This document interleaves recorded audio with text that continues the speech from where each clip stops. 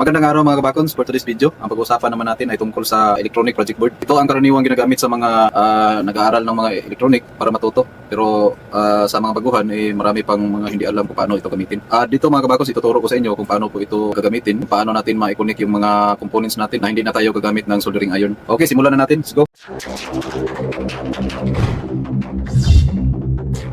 So ito po ang forma ng ating project board. So kapag tingnan nyo, dito tad po siya ng mga butas. So diyan natin ilalagay ang ating mga electronic components. So paano ba natin ilagay yung ating mga electronic components dito? So ipapakita ko sa inyo yung sa may likuran. Ito, kapag tingnan nyo kasi itong nasa gilid, ito yung parang ano niya, yung ground. So naka vertical. At ito naman naka horizontal. Dito natin ilalagay yung mga electronic components natin. Dito ay gagamit tayo ng power supply na mayroong output voltage na 10 volts. AC po ito.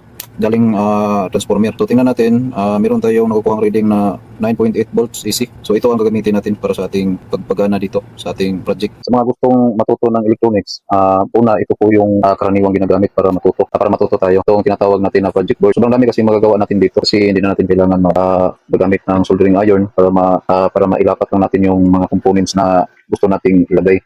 Una, para matuto tayo sa electronics ay dapat alam natin ang mga components na dapat natin ilagay, kung anong specification nito at kung paano ito ilagay. At siyempre, dapat alam rin natin kung anong purpose, bakit kailangan ito sa ating circuit. Una tayo sa resistor kasi ito po yung pinaka-basic components ng mga electronics.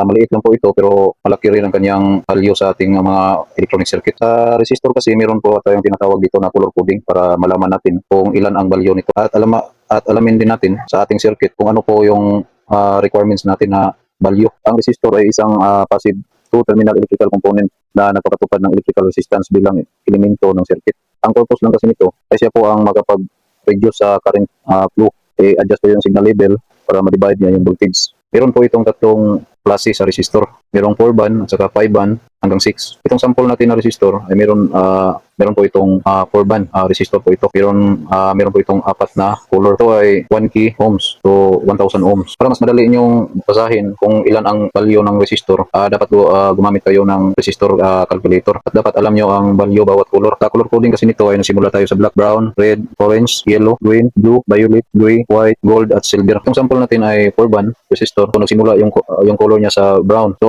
ang value naman ng brown is 1. Tapos sundan siya ng black. So ang value naman ng black is 0. So wala po siyang value. So kapag black yung kasunod, so basahin natin to na 10. Si 1 yung brown at saka 0, 10. So yung pangatlo naman is multiplier. So yung red naman, kasi red yung multiplier niya, so na-multiply to siya ng times 10. Kasi yung value nitong red is 2. So para mas mabilis, kasi yung unang color natin is brown, black. So meron na tayong 10.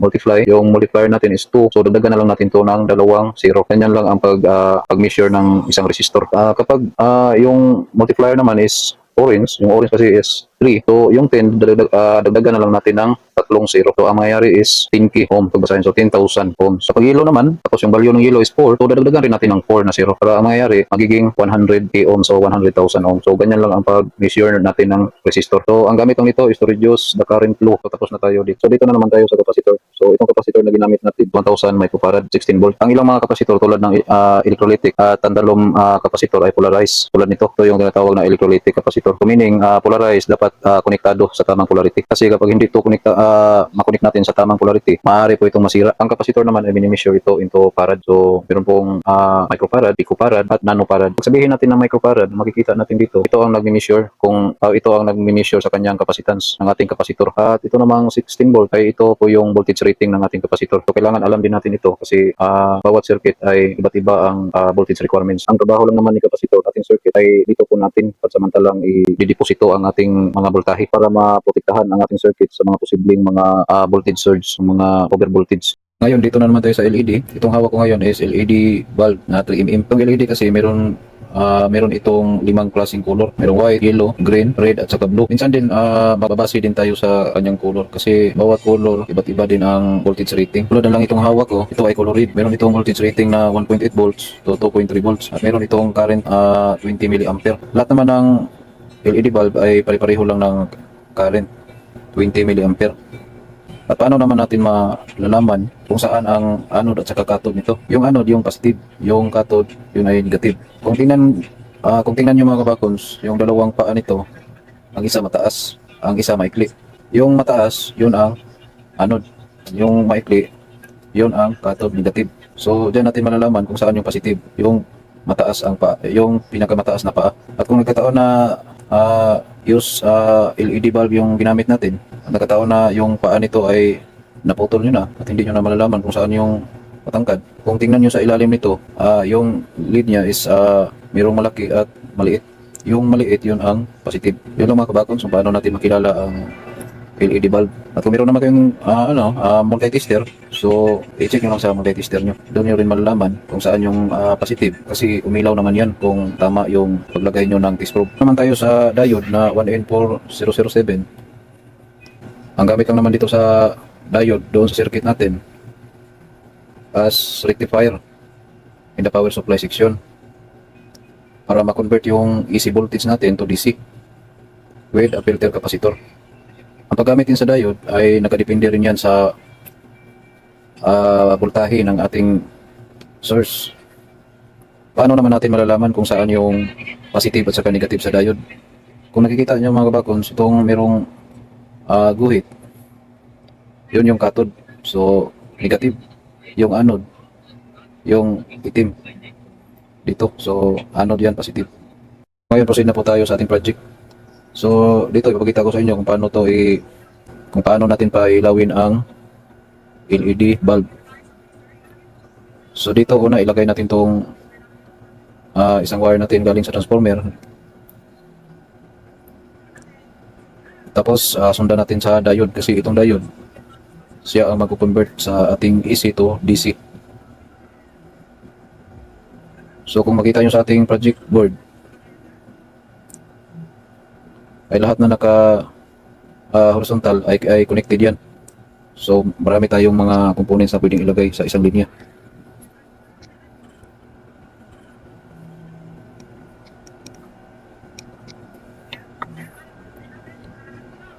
Ang purpose lang naman natin dito kung paano natin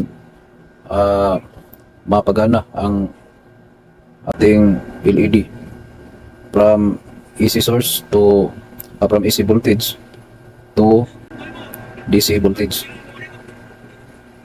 So ganito po ang pag-apply ng mga component dito para mapagana natin ang ating LED. So sunod ay kapasitor, yung 16 volt na 1000 microfarad. Tapos lagyan natin ng 1K resistor at tapos LED. Kung napansin nyo mga kabakons, yung diode natin ay tapos yung out niya ay yung cathode negative papunta sa ating kapasitor na negative din. Tapos lagyan natin galing sa positive ng ating kapasitor, lagyan natin ng resistor. Tapos yung positive naman ng ating LED nilagay natin sa paa ng resistor at yung isang wire na galing sa transformer ay nilagay din natin sa negative side sa paa ng ating LED. So ngayon mga kabakons at natapos na natin ilagay lahat ng mga component dito. So ganito lang ang paglagay. So ngayon ititest na natin kung gumagana ba ang ating LED. Okay, so gumagana naman mga kabakons, no? So ganito lang ang proseso sa pag-arrange ng mga electronic components para mapagana natin ang ating circuit board. So hanggang dito na lang mga kabakons. Kung meron kayo natutunan sa aking video, please like, follow and share for more. Maraming salamat po.